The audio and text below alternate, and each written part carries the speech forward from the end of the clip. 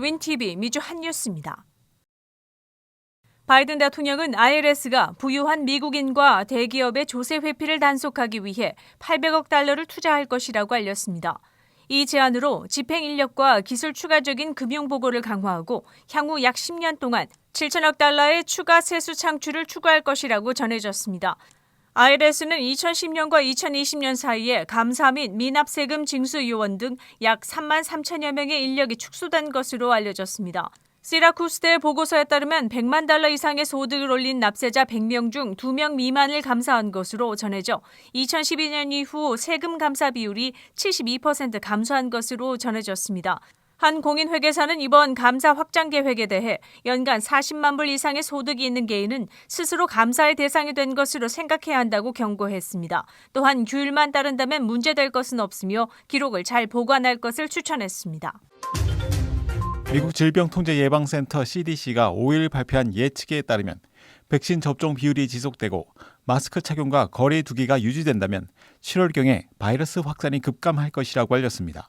백악관 코로나 바이러스 고문인 파우치 박사는 7월 4일까지 미국 성인의 70%를 예방 접종하는 것은 달성이 가능한 목표라고 언급했으며 존스홉킨스 대학을 포함한 6개 대학의 바이러스 연구팀들은 백신과 마스크 착용, 거리 유지만 적용되면 여름철의 바이러스 확산의 관리가 더 쉽다고 밝힌 바 있습니다. 또한 몇 주 내로 예상하고 있는 12세에서 15세 아이용 화이자 백신의 긴급 승인도 7월에 확진자 급감 예상을 뒷받침하고 있다고 전해졌습니다. 연방통신위원회 FCC는 32억 달러의 예산을 투입해 비상 브로드밴드 혜택에 대한 신청을 오늘 12일부터 받는다고 알렸습니다. 이 프로그램은 저소득 가구를 위한 광대역 서비스 지원 혜택으로 월 최대 50달러, 인디언 부족인 경우 75달러까지 할인 혜택을 받을 수 있습니다. 미국 부모들을 대상으로 한 작년 4월 달에 퓨 리서치 설문조사에 따르면 저소득층의 36% 자녀들이 집에서 인터넷이 연결되지 않아 학교 수업을 제대로 받지 못한다는 조사 결과로 이번 지원 프로그램이 마련된 것으로 알려졌습니다. 이 프로그램에 참여한 인터넷 업체들은 광대역 서비스나 장비를 제공한 후 프로그램을 통해 FCC로부터 환급받게 됩니다. 지원 자격은 연방 빈곤선 135%의 소득 수준 이하 가정들이 지원받는다고 알렸습니다. 신청 방법과 추가 정보는 웹페이지 getemergencybroadband.org에서 확인할 수 있습니다. 클라우드 컴퓨팅의 라이벌들인 마이크로소프트와 구글 그리고 IBM은 기업이 해커 및 기타 사이버 보안 문제에 보다 나은 방어를 지원하는 프로젝트 팀을 구성했다고 알려졌습니다. 6일 발표된 초기 성명에서 해커가 기업 시스템에 침투하려는 시도를 추적하고 기록하는 것이 포함됩니다.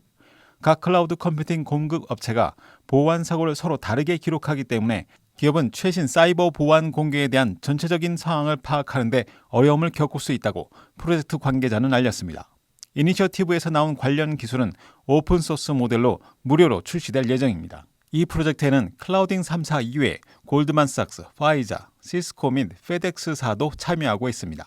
그렇지만 클라우드 컴퓨팅의 선두주자인 아마존은 참여하지 않았다고 알렸습니다. 프로젝트 관계자는 이 프로젝트는 항상 개방되어 있을 것이며 성공적일 것으로 확신하며 추후 다른 기업들의 참여도 오픈될 것이라고 밝혔습니다.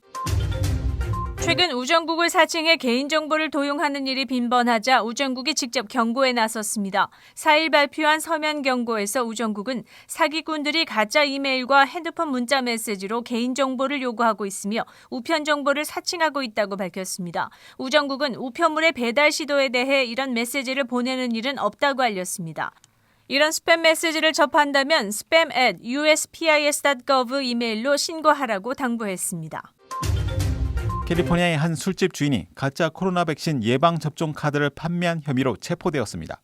지난 4일 59세의 터드 앤더슨은 의료 기록 변경, 공용 인장 위조, 그리고 신분 도용 혐의로 기소되었다고 알려졌습니다. 수사 과정에서 비밀 요원들은 4월에 여러 차례에 걸쳐 가짜 백신 접종 카드를 구매할 수 있었다고 알려졌습니다. FBI는 가짜 백신 카드 판매 위험성에 대해 경고했으며 공공장소에서 가짜 백신 카드를 사용하는 것은 불특정 다수를 바이러스 위험에 빠뜨릴 수 있는 위중한 범죄라고 밝힌 바 있습니다. 일리노이주 데스플레인스시 관계자들은 옥튼 스트리트에 새로운 메트로역을 위해 부지를 매입했다고 발표했습니다. 지난 2일 약 20만 달러의 승인 완료된 부지는 옥튼과 맨하임의 교차로 부근에 위치하고 있습니다.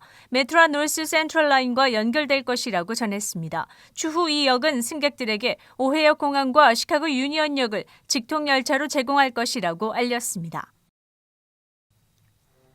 5월 6일 목요일 코로나19 현황입니다. 미 전 지역 누적 확진 3,335만 2,445명, 신규 확진 3만 1,201명, 누적 사망 59만 3,723명, 신규 사망자 수는 575명이며 지금까지 완치된 사람은 2,607만 9,630명입니다. 일리노이주 누적 확진 134만 8,176명, 신규 확진 3,394명, 누적 사망 22,136명, 하루 신규 사망자 수는 38명을 가리켰습니다. 다음은 어제 기준 각 주의 신규 확진자와 신규 사망자 수입니다. 코로나19 데이터 관련 자세한 내용은 시카고토탈닷컴을 통해 다시 볼 수 있습니다.